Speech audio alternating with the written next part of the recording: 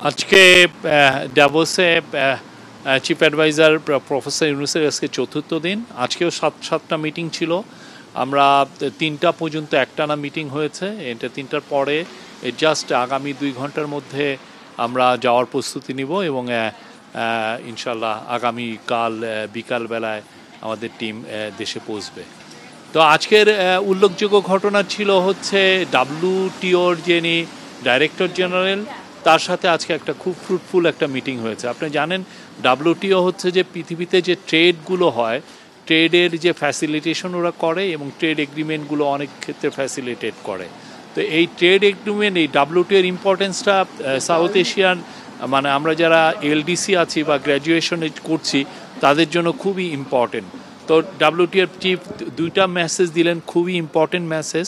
প্রথম মেসেজ হচ্ছে যে বাংলাদেশকে ওনারা হেল্প করবেন স্মুথ যাতে WTO LDC থেকে বাংলাদেশের গ্র্যাজুয়েশন হয়। বাংলাদেশ গ্র্যাজুয়েশন করতে চাচ্ছে মিডল ইনকাম কান্ট্রি হিসাবে। তো সেখানে কিছু কিছু সমস্যা তৈরি হতে পারে, বিশেষ করে যে সমস্ত কান্ট্রিতে, বিশেষ করে ইউরোপে আমরা এভরিথিং বাট আর্মসের আন্ডারে ডিউটি ফ্রি অ্যাক্সেস পাচ্ছি।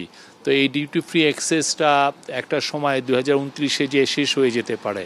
তো এই জায়গাগুলো যাতে আমাদের ট্রানজিশনটা স্মুথ হয়, আমরা যেহেতু কন্টিনিউ টু মানে বেনিফিট ফ্রম আমাদের অন্যান্য যেগুলো আমরা ডিউটি ফ্রি অ্যাক্সেস পাচ্ছি সেই জায়গাগুলো যেন ইনট্যাক্ট থাকে, সেই পুরো বিষয়টাই WTO বাংলাদেশকে হেল্প করবে, উনি অ্যাসুর করেছেন।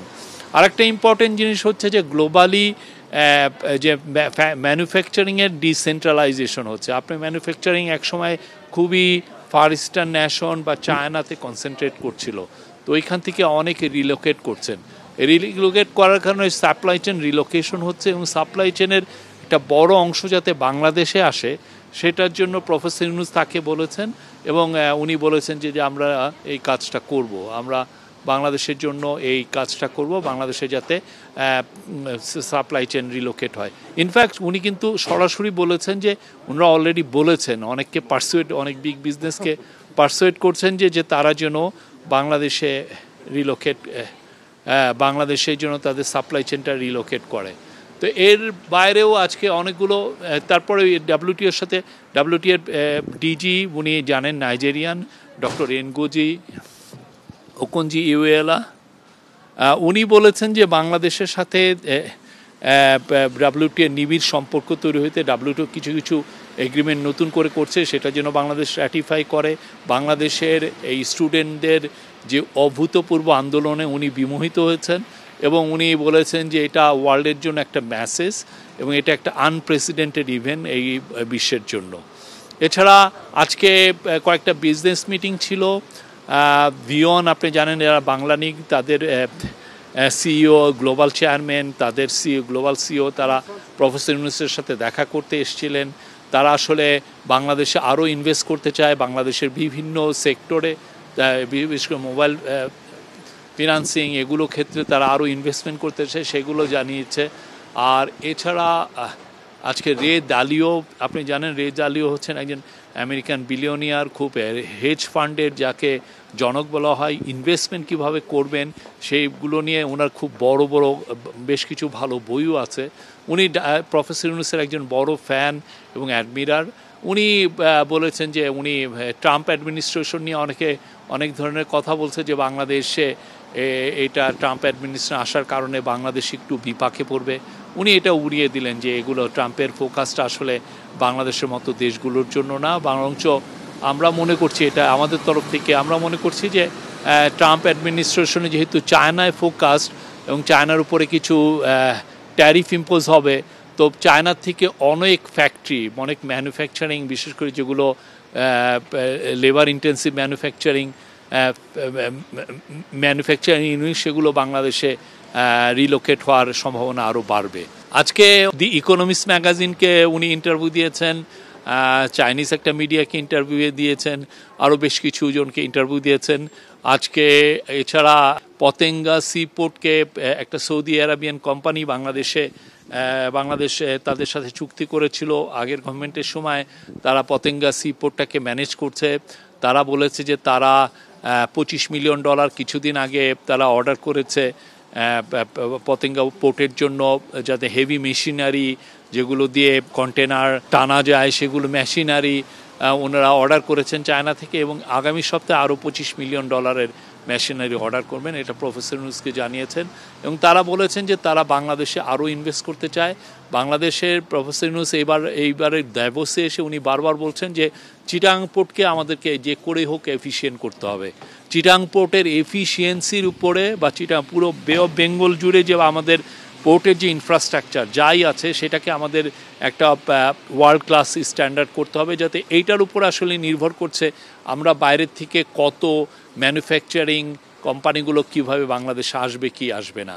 তারা আসলে দেখতে চায় যে পোর্ট এফিসিয়েন্সি কত। পোর্টে যদি দেরি হয় কোনো জিনিস প্রসেস করতে, তাহলে সমস্যা যেটা হয় যে সেক্ষেত্রে বড় বড় কোম্পানি যারা অর্ডার দেয়, মানে ওয়েস্টার্ন কোম্পানি যারা আমেরিকা বা ইউরোপের, তারা আসলে তাদের পণ্যটা খুব দ্রুত বানিয়ে নিয়ে দেশে আবার তাদের দেশে নিয়ে আসতে চায়, যে বায়াররা, ব্র্যান্ডরা বা রিটেইলাররা।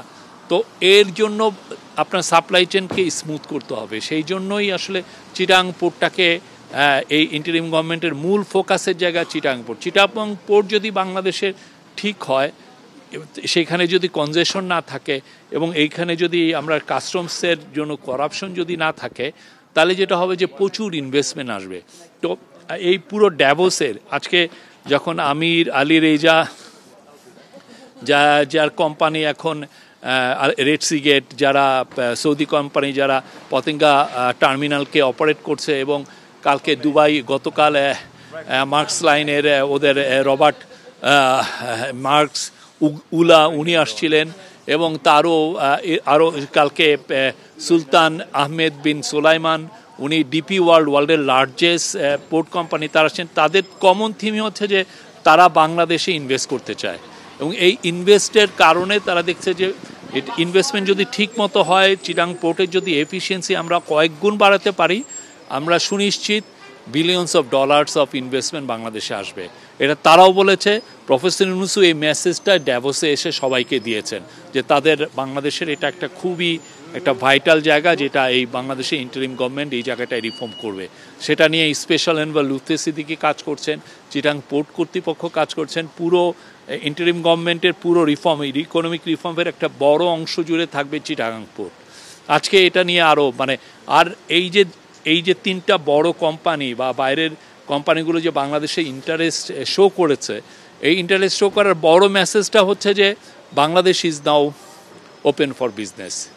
বাংলাদেশে 15 বছরে যে লুটপাট চোরতন্ত্র শেষ হয়েছে, বাংলাদেশ এখন বিজনেসের জন্য সম্পূর্ণভাবে প্রস্তুত, এবং যে কোনো ডিল, যে কোনো ইন্টারন্যাশনাল বড় কোম্পানি বাংলাদেশে এসে ডিল করতে পারে। এবং আমরা আশা করছি যে ফরেন ডাইরেক্ট ইনভেস্টমেন্ট যদিও গত কয়েক মাসে কমে এসেছিল, জানেন এটা গত আওয়ামী লীগ গভর্নমেন্টেরই চলে যাওয়ার ইম্প্যাক্ট। এখন আবার আমরা আশা করছি যে আগামী বছর, বিশেষ করে এই 2025-2026-2026-এ massive amount of foreign direct investment আসবে।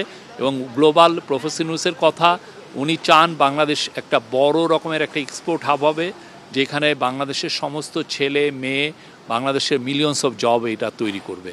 সে লক্ষ্যে আমরা ড্যাভোসে এসেছি, এবং ড্যাভোসে আমরা বলতে পারি যে প্রফেসর ইউনূসের মেসেজটা ড্যাভোস খুব ভালোভাবে নিয়েছে।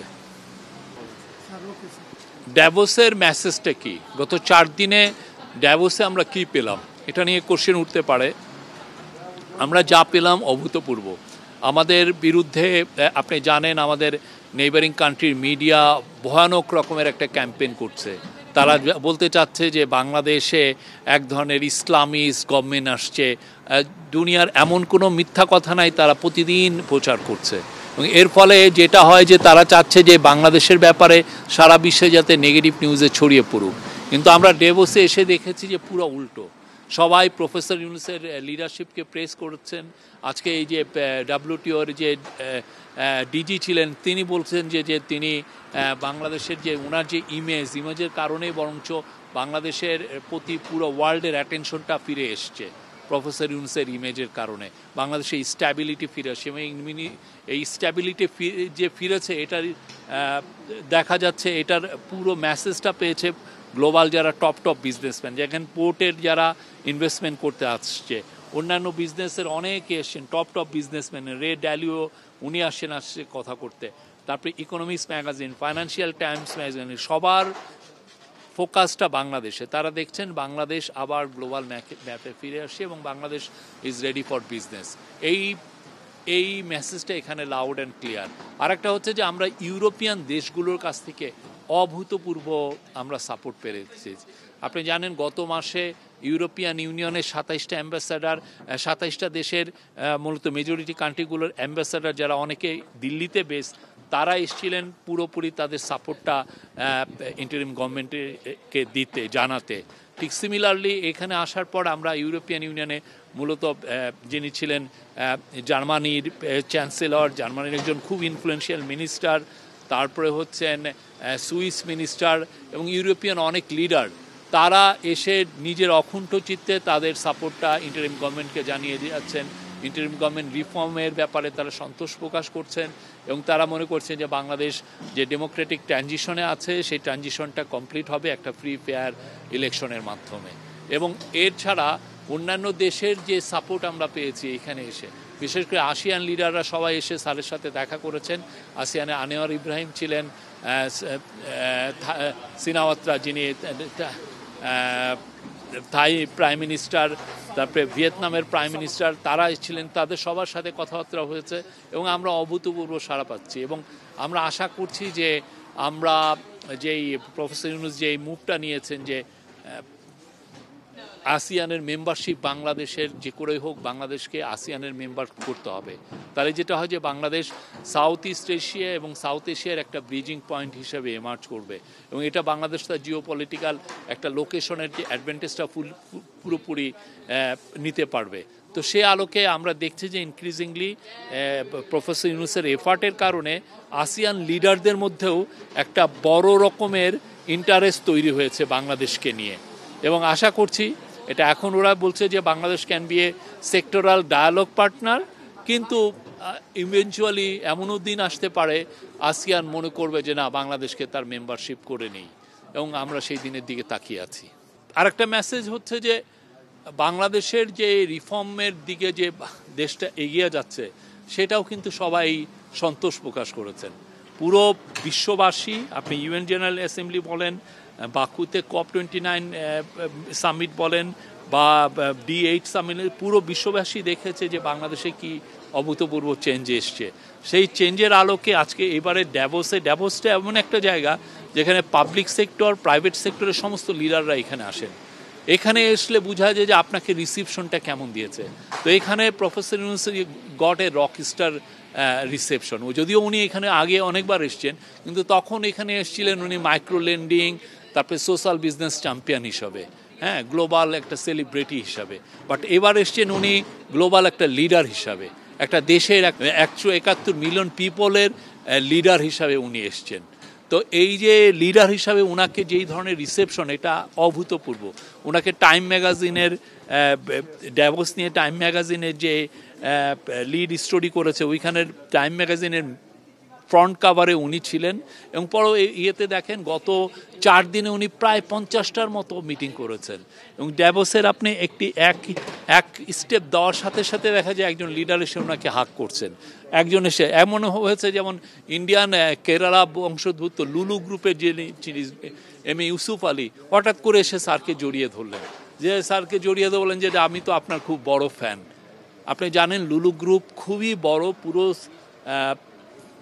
মিডিল ইস্টে তাদের প্রচুর রিটেল চেন, রিটেল শপ উনি বলছেন যে উনি বাংলাদেশে চিটাগাং এবং ঢাকায় লুলু হাইপার মার্কেট ওনারা করবেন।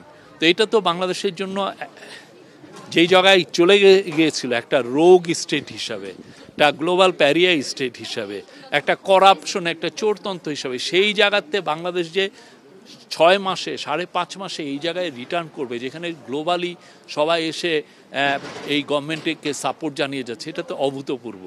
এই অভূতপূর্ব জায়গার থেকে এখন বাংলাদেশকে সামনে নিয়ে যেতে হবে এবং সেটার জন্য প্রফেসর ইউনূস কাজ করছেন।